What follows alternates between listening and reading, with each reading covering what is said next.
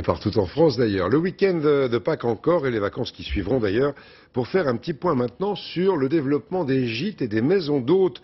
D'année en année, leur succès augmente. En 20 ans, leur nombre est passé de 5 000 à plus de 40 000.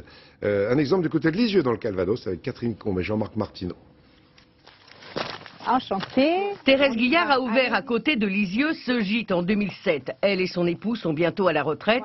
Il est artisan et ne touchera pas grand-chose.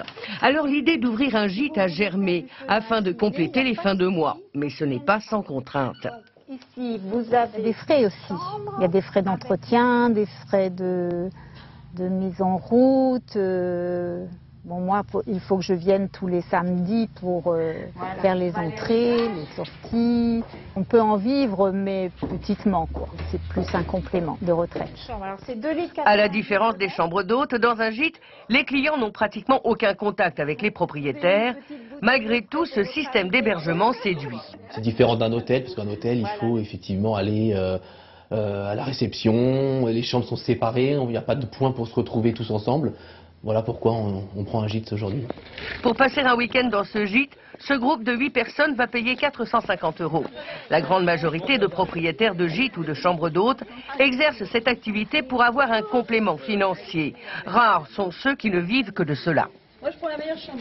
Certaines personnes se lancent dans une reconversion professionnelle. Ça peut effectivement être une des deux personnes du couple, par exemple, qui a ce souhait et qui peut, pourquoi pas, en vivre. Avec beaucoup de nécessité d'être très professionnel, d'avoir 5 chambres d'hôtes, par exemple. 15 km plus loin, la maison de Anne et de Andrea. Le couple travaillait dans la grande distribution. Aujourd'hui, leurs 5 chambres d'hôtes au cœur du pays d'Auge sont leur seul revenu. Il faut redimensionner son niveau de vie parce que c'est clair qu'on n'a pas les mêmes revenus qu'avant et on ne peut pas vivre de la même manière.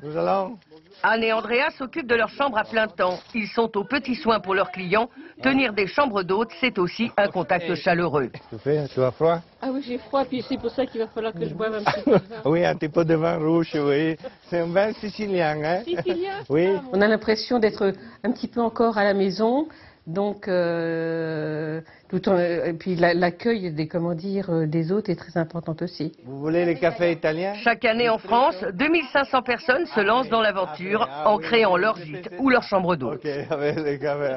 Un monde que vous connaissez bien maintenant et depuis longtemps sur TF1 grâce à l'émission Bienvenue chez nous.